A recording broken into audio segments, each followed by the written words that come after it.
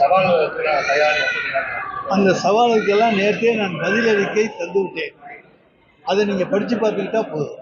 இல்ல அந்த வாண்டடா வந்து வண்டியில ஏறீங்க அப்படின்னு சொல்லி அதிமுக ஐடி கடமையாக விமர்சனம் பண்ணிருக்காங்க.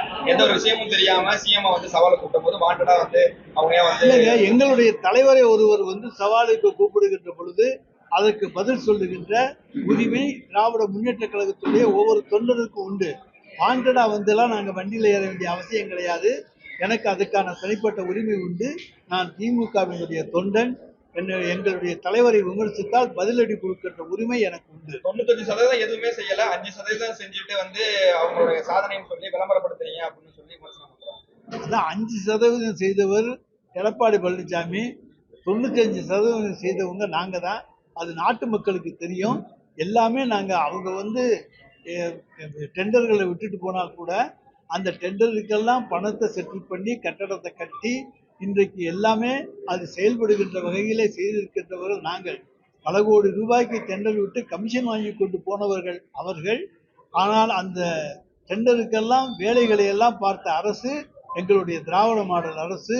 மறந்து விடாதீங்க. சட்டசபை நிகழ்ச்சிகளை நேரடியா வந்து ஒளிபரப்பு செய்யறதுக்கு தயாராக என்னென்ன சட்டசபை நிகழ்ச்சிகளை நேரடியா பொதுமக்களுக்கு ஒளிபரப்பு மாதிரி லைவ் பண்ண முடியுமான்னு கேள்வி கேட்டிருக்காங்க. அதாவது அவர் காலத்துல எதுவுமே செய்யல. ஆனா நாங்க வந்து கேள்வி நேரத்தை சட்டமன்றத்திலே நேரடியாக ஒளிபரப்புகிறோம். கேள்வி நேரத்தில் யார் என்ன கேள்வி கேட்டாலும் அந்த கேள்வி அங்கே ஒளிபரப்பப்படுகிறது.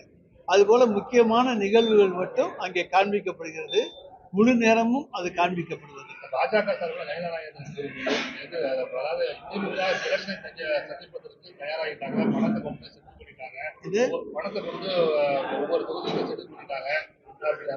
ஒவ்வொரு தொகுதியிலும் 18 கோடி ரூபாய் இருக்கு. அதாவது அவருக்கு தான் தெரியும். ரயில்ல பணம் எடுப்பினாலும் தப்பிச்சுக்கிற வழியெல்லாம் அவருக்கு தான் தெரியும். எங்களுக்கு அந்த வழியெல்லாம் தெரியாது. அந்த அளவுக்கு டெல்லியில் எங்களுக்கு சப்போர்ட்டும் கிடையாது. அதனால நாங்கள் பணத்தை கொண்டு போய் வச்சு மாட்டிக்கவும் மாட்டோம், பணம் கொடுக்கவும் மாட்டோம். பணம் கொடுக்காமல் நாங்கள் தேர்தலில் ஜெயிக்க வேண்டும், அதுதான் எங்களுடைய எய்ம்.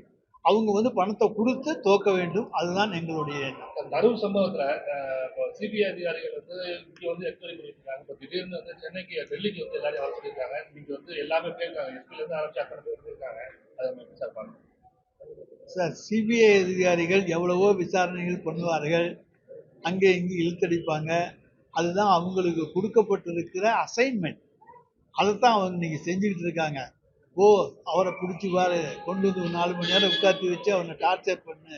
அவன் அதில் வந்து அவனை டார்ச்சர் பண்ணுகின்ற வேலைகளை இன்றைக்கு ஒன்றிய அரசு செய்வதற்கு அவர்களுக்கு துணை பலமாக இருப்பது சிபிஐ தான். இல்ல, தமிழக வெற்றி கழகம் வந்து கூட்டணிக்கு வரணும்னு அழைப்பு விட்டுருந்தாங்க. இந்நிலையில தான் அந்த கரூர் சம்பவத்துல அவங்க கட்சி நிர்வாகிகளை வந்து சிபிஐ அழைச்சிருக்கதை எப்படி பாக்குறோம்? எங்களுக்கு யார் யாரோட கூட்டணிக்கு அழைக்கிறாங்க, யார் யாரோட கூட்டணிக்கு அழைக்கல, அதை பற்றியெல்லாம் எங்களுக்கு கவலை இல்லை. எங்கள் கூட்டணி ஸ்ட்ராங்கான கூட்டணி, வலுவான. அன்புமணி ராமதாஸ் வந்து மெகா கூட்டணி அமைச்சு திமுக ஆட்சியை வந்து நாங்கள் வீழ்த்துவோம். அன்புமணி ராமதாஸை நம்பி யாராச்சும் அவங்க கட்சியில போகட்டும், அப்புறம் பேசுவோம். ஓபிஎஸ் கருத்து கேட்பு கூட்டத்தில் யாரோட கூட்டணி போகலாங்கிற கருத்து கேட்பு கூட்டத்தில் திமுகவோட கூட்டணி போகலான்னு சொல்லி அதிகம் பேர் வந்து சொல்லியிருக்கிறதா தகவல்.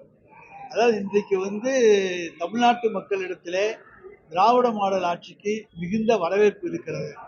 இது எல்லாருக்குமான ஆட்சியாக இருக்கின்ற காரணத்தால், பொதுவான ஆட்சியாக இருக்கின்ற காரணத்தால், யாருடைய வழியிலும் குறுக்கிடாத ஆட்சியாக இது இருக்கின்ற காரணத்தால் எல்லோரும் இந்த ஆட்சியை விரும்புகிறார்கள்.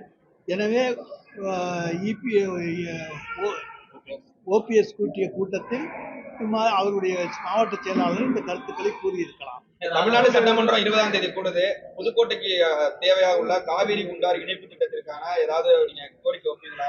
ஏதாவது அறிவிப்பு சார்? இங்க வந்து நிலம் கையகப்படுத்துவது மிகப்பெரிய பிரச்சனையாக இருக்கிறது. நிலம் கையகப்படுத்தப்பட்ட பின்னர் தான் மற்ற பணிகள் தொடர முடியும். நிலம் கையகப்படுத்துவதற்காக டிஆர்ஓ நியமிக்கப்பட்டிருக்கிறார், அதற்கென தனியாக நியமிக்கப்பட்டிருக்கிறார். எனவே நிலம் கையகப்படுத்தப்படும் பணிகளை முதலில் செய்வோம், அதற்கு பிறகுதான் மற்ற பணிகள் தொடரும். ஏன்னா அதுதான் பேசிக். அதை நாங்கள் செஞ்சுட்டு தான் மற்ற வேலைகளை செய்வோம். அரசு ஊழியர் உள்ளிட்ட பல்வேறு தொடர்ந்து போராட்டத்தில் கோரிக்கை சார், அதை எங்களுடைய தலைவர் பார்த்துக் கொள்வார்.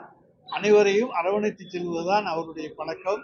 நிச்சயமாக அரசு ஊழியர்கள் அனைவரையும் அரவணைத்து செல்கின்ற தலைவராகத்தான் எங்களுடைய தலைவர் இருப்பார். பொதுல வேற ஏதாவது சொல்லுவீங்க? விஜய் கருத்துக்கு சென்னை பாஷைலாம் நீங்க அதிகம் அறிக்கையில தனியா வந்தாலும் இருக்கீங்க. தனியா வந்தாலும் கூட்டணியோட வந்தாலும் வந்து சஸ்பென்ஸ் சொல்லி ஒருத்தர் பேசியிருக்காரு. சஸ்பென்ஷன் சஸ்பென்ஸா இருக்கும். தனியா வருவோமா கூட்டணியோட பாருங்க, வருவாங்க. யார் தனியா வந்தாலும் எங்களுக்கு கவலை இல்லை, கூட்டணியோடு வந்தாலும் கவலை இல்லை. சஸ்பென்ஸை நாங்கள் உடைக்கவில்லை. அந்த சஸ்பென்ஸ் தொடரட்டும், யாராச்சும் போய் சேரட்டும், சேர்ந்தா கூட்டணியா வரட்டும், சேராட்டி தனியா வரட்டும். நாங்கள் அதை பற்றியெல்லாம் கவலைப்படவில்லை. எங்கள் தலைவர் தைரியமானவர், நாங்கள் தைரியமானவர். காங்கிரஸ் கட்சியோட சேர்ந்த வேலுச்சாமி, திருச்சி வேலுச்சாமி வந்து காங்கிரஸ் கட்சியோட நிர்வாகிகள்லாம் வந்து தாவேக்காவோட கூட்டணி போறது தான் நினைக்கிறாங்க அப்படின்னு சொல்லியிருக்காரு. காலத்துல குறித்து அதாவது சொல்றாங்க. ஏதாவது குட்டையை குழப்பி விட்டு தேர்தல் நேரங்கள்ல குட்டையை குழப்பி விடுவது எங்கேயுமே வழக்கம்தான். சீட்டு அதிகமா கேட்கணும் என்பதற்காக சில டிமாண்டுகள் வைப்பது வழக்கம்தான். ஆனால் எதுவும் நடக்காது. கடந்த தேர்தலை போலவே எல்லாமே இருக்கும். ஆட்சியை திமுக பிடிக்கும். சார், பாமகல கூட்டணி, அதாவது அன்புமணி வந்து பாஜக கூட்டணி போட போகணும்னு ஆசைப்படுறாரு, ராமதாஸ் திமுக கூட்டணி போட போகணும்னு ஆசைப்படுறாரு. இதுல 2 பேருக்கு பிரிவுல திமுக எதுவும் காய் நகர்த்தி நம்ம வந்து கூட்டணி நாங்க காய் நகர்த்த வேண்டியதே இல்லை. எங்களுக்கு எல்லாமே எது வர வேண்டியமோ அதெல்லாம் வந்து சேரும்.